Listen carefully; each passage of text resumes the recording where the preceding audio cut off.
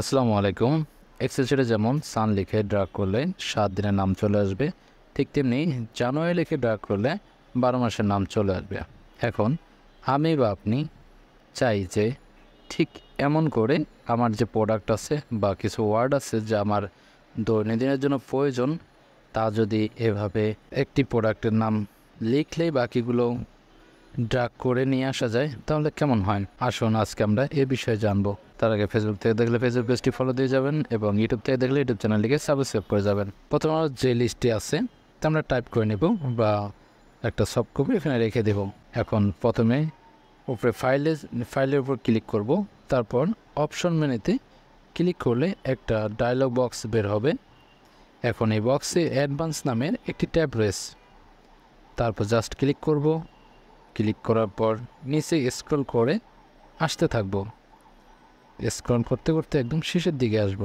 এখন সাইডে দেখেন যে এডিট কাস্টম লিস্ট নামের একটি অপশন আছে। এখন এটার উপরে জাস্ট একটা ক্লিক করব।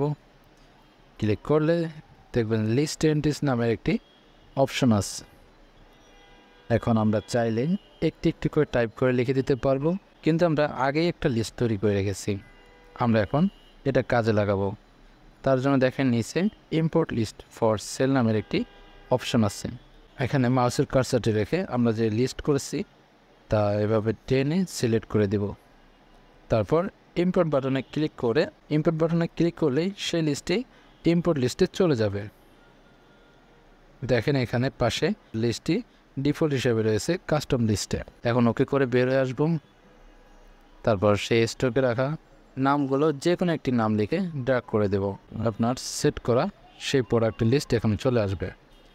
যদি আপনি প্রথমে থাকা নামটি টাইপ নাও করেন তাহলে যেখান থেকে লিস্টের নাম টাইপ করেছেন তারপর থেকে ড্র্যাগ করলে লাস্ট পর্যন্ত আসবে। যতক্ষণ আপনার ফুল লিস্ট আসবে না ততক্ষণ পর্যন্ত ড্র্যাগ করলেই সেই লিস্টটি চলে আসবে। ভিডিওটা ভালো লাগলে লাইক, কমেন্ট এবং শেয়ার দিতে ভুলবেন না। ধন্যবাদ।